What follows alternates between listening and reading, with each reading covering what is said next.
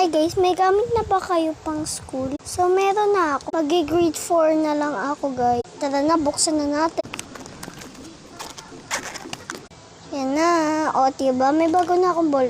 Cute na paper. So may ballpen ako. Tiga-anim kami ng ate. At may luma. So ito muna yung una kong gagamitin pag nagpasok. Yung luma, wag muna yung bago. Pag naubos na to, ito naman bago. Diba? So buksan natin yung isa ko dito.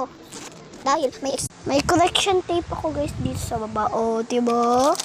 Nagko-correction ng grade 4, diba? Ang dati daw hindi nagko-correction tape ang grade 4, diba? Pero ngayon, pwede na. So, sarado na natin.